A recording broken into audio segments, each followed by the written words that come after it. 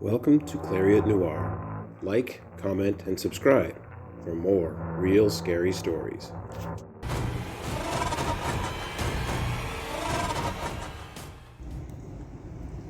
I should have searched everywhere. Somewhere behind me, the hallway went on to who knew where. I ran and tripped over the first few steps of another ascending staircase. Like an animal, I padded up the jagged slope, stairs in the night, and thudding clomps followed. The stairs turned on a landing, and then I felt the space open into an empty void. There could be anything ahead, but the pursuer continued. I had no choice but to keep going with the thought of getting out of the way and hiding in the dark. They had no light, but did have the advantage of having been here longer and knowing the layout. Still, that wouldn't help them if I hid at the top and pushed them down when they came near. I had to get to Penny. With trembling hands outstretched, I waited to feel them mount the top step. Their heavy marching ceased, however, and the silence that followed scratched at my fragile calm. I chose to run again, and the methodical knocking sounds of the chase resumed. I don't even know where I ended up. The darkness in the house was so complete. Everywhere I was followed as I crashed through possessions and tore at handles and slammed them shut behind me. Eventually, a window with open curtains provided some light, and I could see enough to find a book of long matches on a mantel and one of those oil lamps. I whispered curses as I struggled to light it and figure out how to turn up the flame. I almost dropped the thing when I looked again out the window, figuring maybe I could jump to escape. There were people in the yard, watching the house, and I think they were the same sketchy ones I'd seen when we first arrived at the rectory. When I turned, it was there in the doorway. Of course it was. Where else would it be unless under the dead body of my love? Quiet, I thought. She can't be dead, and this can't be here unless someone moved it. The unsteady flicker of the lamp made a rippling shadow over the hateful words I'd carved and the strange symbols Penny had left. Aside from these additions, the mannequin looked much the same as when I found it in the closet. Even its long black coat had been put back on, though left undone. "You don't scare me," I lied, and the tremor in my voice practically screamed my fear. "Please, let me go. You don't have to scare us. Please, let me go to my girlfriend. I don't know what happened, but if you let me go to her, I'll just get her some help and we'll leave. We won't tell anyone." The polished face sneered with the only expression Penny had allowed. It blocked the way, and that was fine. So long as the squatter or squatters that put it there left me alone, I could squeeze by. There was room. "I'm going now," I said. "Please don't try to stop me." I took a step and froze. The mannequin's wooden digits were jointed and textured enough to trick a button into the hole of the long coat. I watched as it did them all and folded its hands over its stomach, seemingly waiting when it was done. Is this some kind of joke? It had to be. Somebody must be pulling strings, and the mannequin some kind of marionette or robot. As if aware of my rationalizing, it stepped into the room. There was no more doubt that the wooden feet had been the same noise as those made in the dark. The creature came to me and leaned its hideous mask close.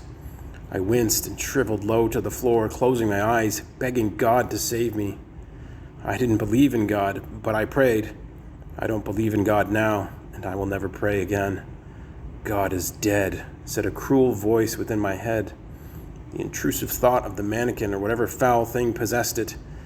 "Die and give yourself to me." Its hands clasped around my neck and lifted. I grabbed hold of its forearms and felt my feet leave the floor. In the process, I dropped the oil lamp. The top fell off and oil spilled onto the mannequin's foot, catching fire instantly. I was tossed over its head and plunged into darkness again, my head connected with the lintel of the doorway. Fighting unconsciousness, I crawled into the hallway until its wooden hand grabbed me by the ankle. I was upside down and burning a second later. The whole mannequin had been polished with very flammable oil.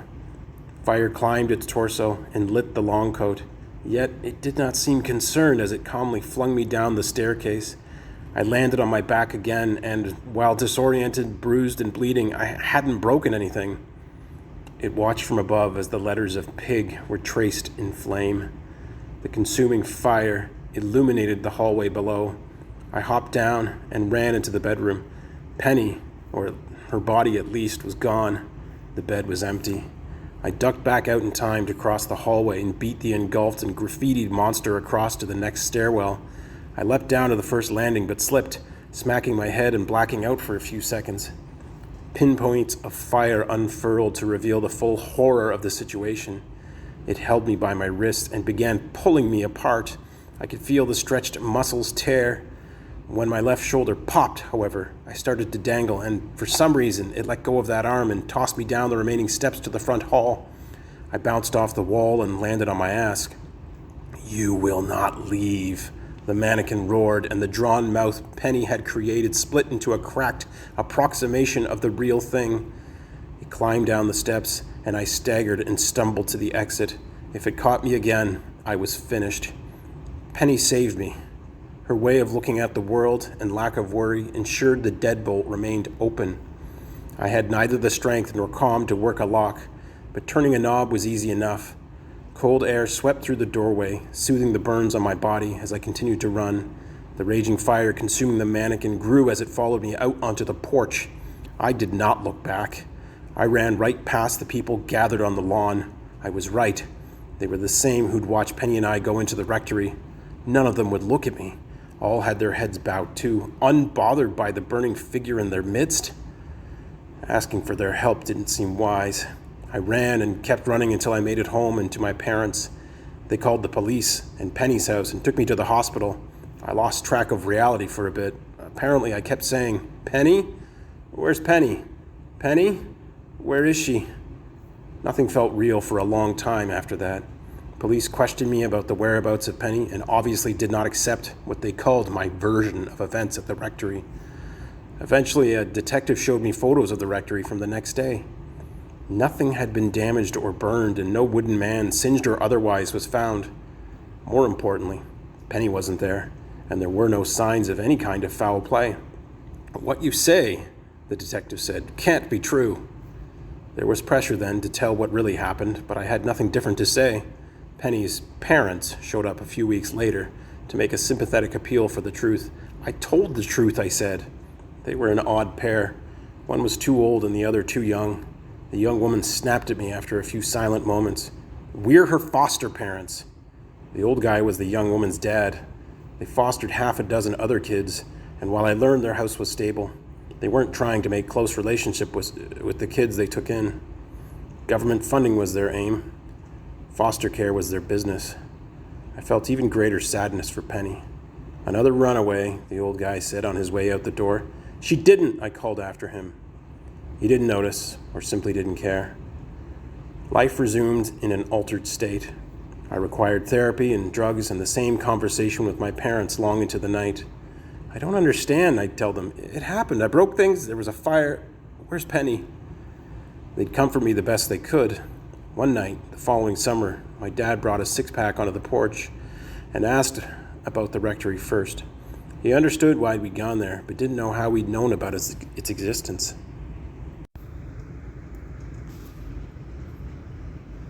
I revealed I'd heard him mention it, and we were only planning to check it out that night. He thought that might be the case, and told me why he'd mentioned it to Mom. He worked as a carpenter, and his boss had his proposal to update the rectory into housing denied by the city with ferocity. His boss didn't get it, but a counselor made a point of tearing a strip off him about it. "Somebody likes that place the way it is," my dad said. We got a little drunk and went to bed. Years crawled, and I did not recover. I grew up, took a job, and avoided people as much as possible. Every day I thought of Penny and the thing in the rectory. And one night, after a few, I got brave and decided to pay the neighborhood a visit. It wasn't late when I got there, and the shady folks were out on their porches and stoops smoking despite the chill. "Stop," an old lady smoking a rolled cigarette said as I approached. "She's gone. You survived the ghost of the Cambion priest that used to live there. Isn't that enough?" "No," I said. "What do you want from us? We keep the rectory intact. We keep him there. Isn't that enough?" "No," I said. "Where's Penny?" The woman appeared wistful as she repeated her words. "She's gone. She's gone away from here. He could have kept your soul, but not hers. Nope, not one like hers. Isn't that enough?" No. Why? Because, I wept. I'm still here. The rectory door would be open, but would I have the courage to throw the deadbolt? 15 years says no.